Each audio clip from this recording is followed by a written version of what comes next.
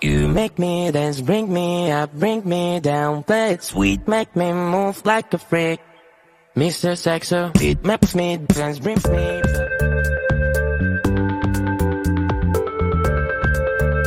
Hi, I'm Brad. I'm John.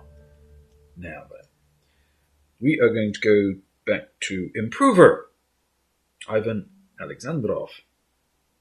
I probably didn't butcher that one. I think I actually might have gotten that one right. Sorry, I'll try and mess it up next time. As I said, best known as Improver, Russian beatboxer, 2019 Russian beatbox solo champion, 2020 Discovid beatbox battle solo champion, 2024 Hatton World solo champion. You definitely know why, or see why, or hear why. I'm trying to think what the last thing we did from him was. No, don't ask I think that was actually one of his originals. Don't ask me on the spot. I'm not. I'm trying to actually remember. I think it was the one. It was the one with the pink background. That doesn't help any. No, I'm pretty sure it was one of his originals. Anyway, this is a beatbox cover of a song by Alexandra Stan. The song is Mr. Saxobeat. Kind of like, I hadn't heard of it, but apparently it was fairly well known. So, Romanian singer Alexandra Stan released the song in September of 2010. It was the second single from her debut studio album, called Saxobeats, weirdly enough. Apparently, the song is kind of like a combination of Eurodance, dance pop, popcorn song. Hey, popcorn songs. It's a 60s thing. Utilizing saxophones and horns, things like that, and your traditional synthesizer and techno sounds and stuff.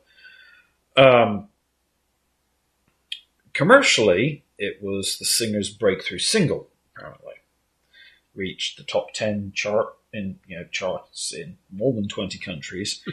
In America, I didn't actually pay attention to what it did on the other charts, but the big Hot 100, it actually hit 21. Okay. So a Romanian singer, managing to hit 21 on the charts with a, techno Eurobeat type song. And this was when? 2010. Oh, no. Yeah.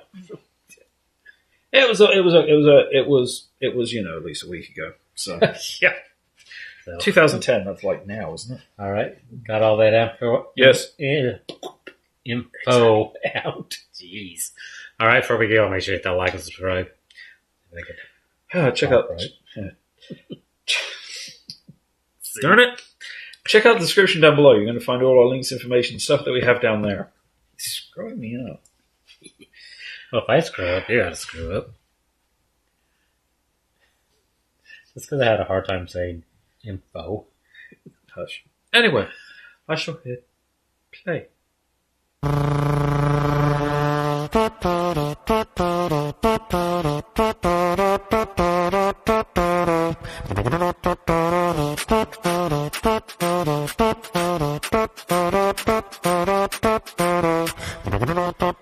You make me dance, bring me up, bring me down. Play it sweet, make me move like a freak. Mr. Saxobeat makes me dance, brings me down. Play it sweet, makes me move like a freak. Mr. Saxobeat.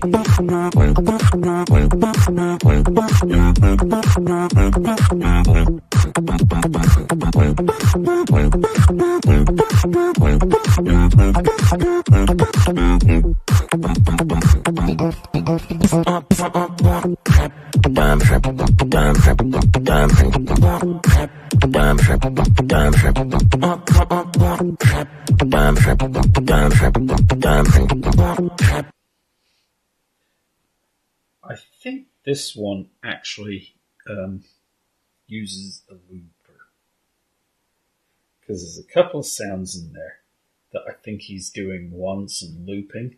Yeah. That's what I was kind of thinking. But Could be wrong. Oh my, I have no idea.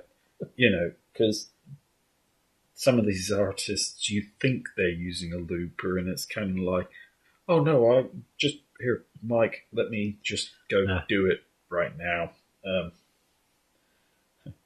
Wing is infamous, whatever, for doing a couple of his. It's kind of like, do you use special effects like loopers and stuff while recording? He answers question, video on his cell phone, and proceeds to just do a chunk of his, whichever song it is. It's kind of like, no. It's like, here I am. I'm recording the song on a cell phone. Yeah. There's no fancy, looping or anything else on a cell phone. It's literally, Yeah. So it's very hard saying. Yeah. It sounds like he's using some looping, but is he?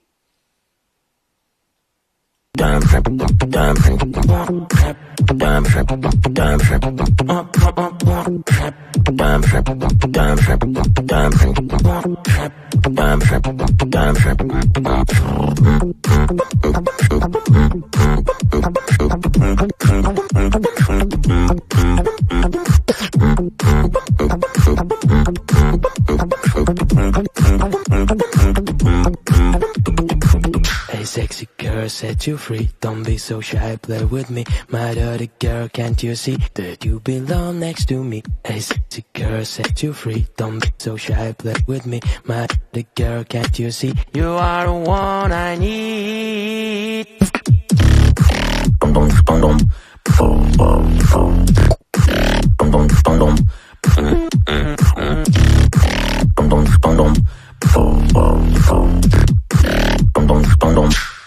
Mr. Saxobeat.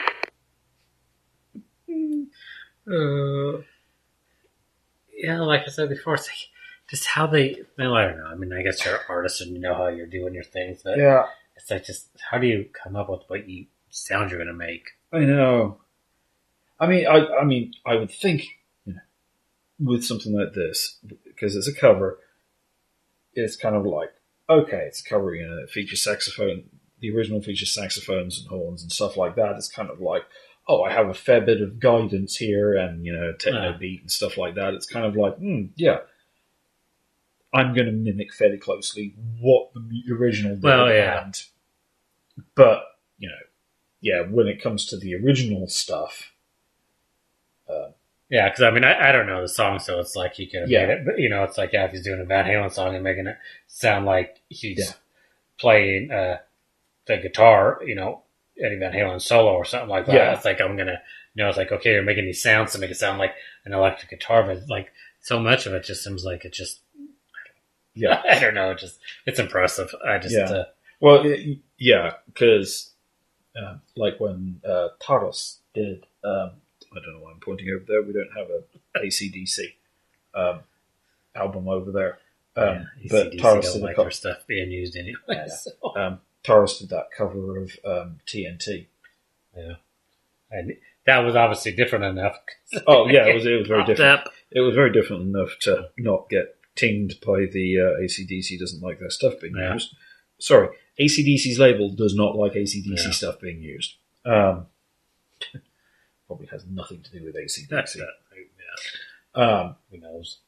But that was a good example of kind of like, okay, we know the song, and it's like, what he did with that song is kind of like, okay, wow, and this is kind of the same thing. It's just we don't happen to know the song, right?